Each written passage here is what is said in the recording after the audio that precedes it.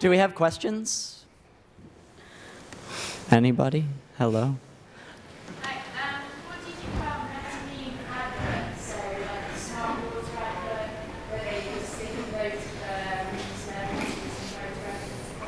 Those Sprint ones that you see at the movie theater that are like, turn off your phone, like lots of smiley faces. Like,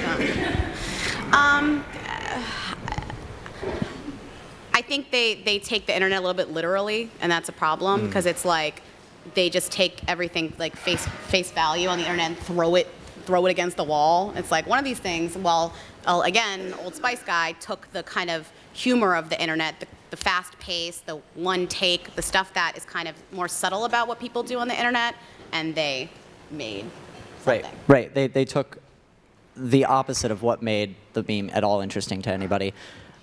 Which Chris Menning is Chris here? Oh, okay.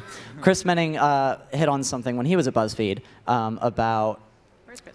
one of his favorite tactics was to take an advice meme, figure out what makes people love this advice meme, and then come up with his own set of photos, all unique, that basically fit into that. He specifically did it with first world problems, I think. Was it just called that when he put it on BuzzFeed? When he just saw first world problems. This was the one about when you make cereal and then you realize you ran out of milk, and it's like the worst feeling in the world. Mm-hmm. Good. Yes. So, right, this really gets to me as a demonstration that what people love out of these memes, right, isn't like specifically, the same thing that the Sprint commercial is trying to copy. It's not the gloss. It's that idea, right? These are just the same as all the first world problems we've seen, which actually all came out of that, I think, right? This is, yeah, okay. This is where the first world problems advice meme came from. It was just a distillation of Chris finding something. I'm trying to remember what actually inspired him if first world problems wasn't around. Do you know, Kenyatta? Okay. So yeah, the idea is that, right, that when you spread and fuck around with enough like common ideas, that's where you get your memes, clearly, not just off of. All right, more questions? Something about Reddit compared to about Reddit Tumblr. Tumblr. I'm on both of those all day, every day. I feel like there's a lot of motivation similar between the two, because the upvotes of the one and the notes, I'm always pumped to get any kind of upvote or note on either of them. I feel like that is definitely motivating towards the internet. It's brutal, yeah. That's certainly my reward for doing anything. Yeah, and I would say most internet users that are using a service that's not anonymous, like 4chan or something, that's what they're looking for. So yeah, very similar motivations, just different ways about it. Yeah. Do you think that difference between the Tumblr reward, which is only positive, and the Reddit upvote downvote? I get a lot of hate mail, so Sure. Okay. It's more effort to hate on someone on Tumblr. It's harder. Send them a fan message. You suck. That's right. That's right. And people end up hate reblogging. I think of Tumblr. I think when I post on Tumblr that it's really a collaboration with everybody else in the Tumblr community, because they're either going to like it or they're going to give me some advice on it, or they're going to make their own thing from it. I mean, exactly what we're talking about. They're going to just take that and improve upon it, and link back to me, fixed.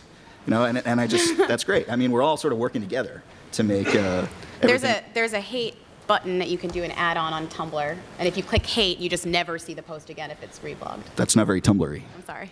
So I'm just saying there is.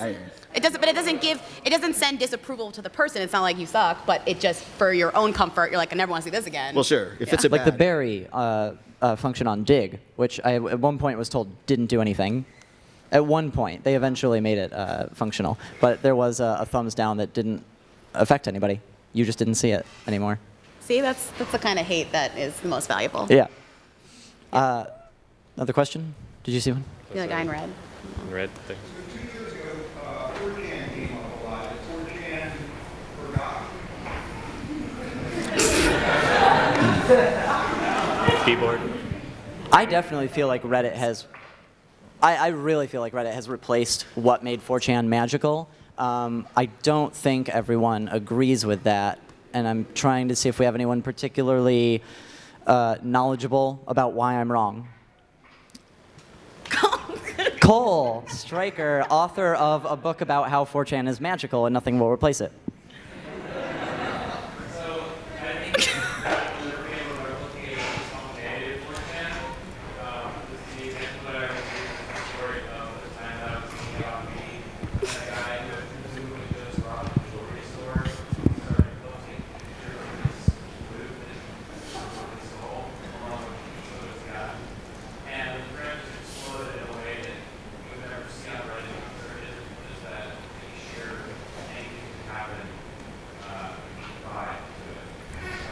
You wrote this up, right? At Burlesque? Burlesque. I don't know why it's not coming up.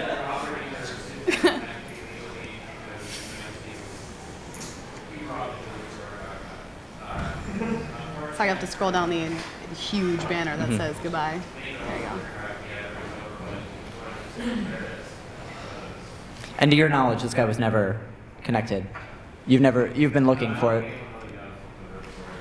Mm-hmm.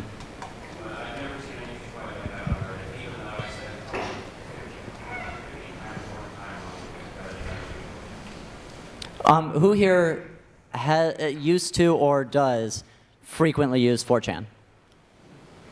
Yeah, be proud. Who Used to. or does frequently use Reddit? Who has found themselves moving from 4chan to Reddit? Okay. So yeah, I guess there is that sort of trend to it that's kind of replacing it, but right, there's still this, yeah, Reddit's never going to be like that. I think that it has Right.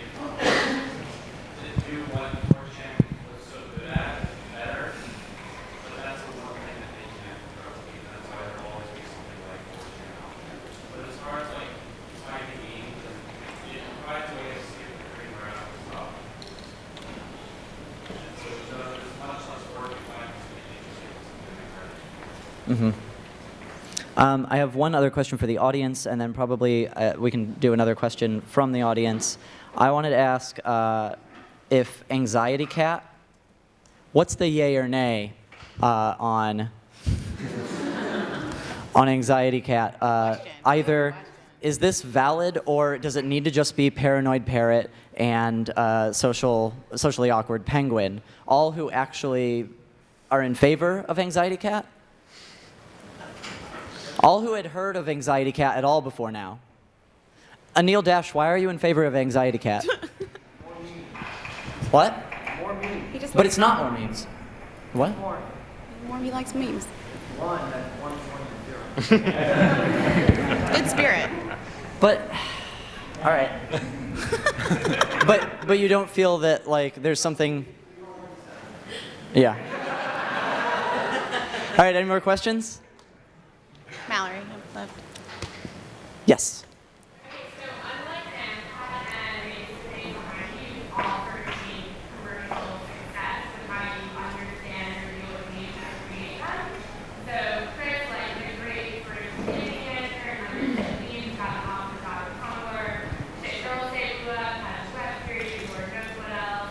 And Lindsey is not doing editorial. So I'm wondering, like, really interested in the Girls Day, how does that your contact reduction and duration now? Think about profitability now more? Is that like changing the game for you? I don't think about profitability or money or any of that stuff. I get my paycheck, and that's enough to live on in New York City, barely. And I have the best job in the world. It does nothing to do with the money for me. And I got the job just by, I was really lonely and depressed for a couple years down in Florida, and got on Tumblr and went crazy, and they noticed me. So yeah, that passion is all. That's what it takes, kids. Lindsey, do you have an answer? Oh, I'm the sellout, remember? Oh, yeah. Hey! Yeah, we're sellouts too. Our book is coming out in October, so if you want to buy it, please do. It's opened up a lot more doors. My background is in film, like I said, and it just has provided some opportunities. I got commercial representation as a director. I'm working on some writing for screenplays and TV and so on. So it just opened a lot of doors that weren't there before. So otherwise, for monetization of what we're doing, we're just a book right now, and that's, yeah. Excellent. All right. I guess I have an answer to that, which is also that I was, fucking around on the internet for a while, and that's how I ended up at Burlesque, where Lindsey was as well, an AOL blog that got to be, it was about the internet. It was a combination between like putting something in and covering, a small version of what Buzzfeed is doing now. And then when that shut down, My Damn Channel came to me and was like, just what is the best site you would ever want to be in charge of? And I feel extremely, I told them, and then I am trying to do it. And I think what really has changed for me is always trying to find the next person to help do that as well. Because there are extremely talented people in our tribe in our kind of people that really deserve a lot more reward for what they're putting out there. We all talk as if memes are the lowest form of culture is another thing that's come up this weekend. It's not. Memes are much better than, say, 2.5 Men, obviously. Well, I mean, like, they are. They get more into, like, connecting to people's souls and actual experience. They get more rarefied as art. They're more experimental. Have you read The Family Circus lately? Piece of shit compared to this stuff. I'm just saying. I mean, I worked at Burlesque. I wrote at Buzzfeed. I, helped write a book for URDB, now Record Setter. So my transition into advertising only became because I fucked around on the internet. It's just the path that took me, in my life. It doesn't necessarily mean that I went one way or the other. I mean, I could see myself easily going back into writing or whatever. It's just, and what's nice about advertising is that it gives you more time to mess around on the side, and that's not connected to what you're doing. Like, I don't waste all my fun stuff on advertising. I can do all this fun stuff on the side and use my expertise for whatever. Like, so I kind of like being able to do that. Like, we produced this thing called We've Got Mail, which was like an interactive version of You've Got Mail with like pop-ups and stuff. And I wouldn't have been able to do that if I was like blogging full time, because all of that creative energy would have been going into what I was doing on the internet. So yeah, the last thing I do want to say is that anybody who is creating a lot of this stuff, even if you're riffing off stuff, don't think that you can't try to do it for a living, that you can't try to find places. There are a lot of bloggers here that you should try talking to.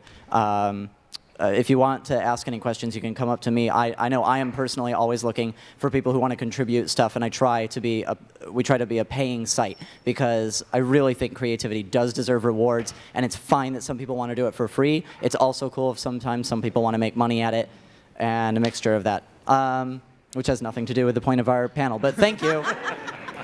Thank you so much.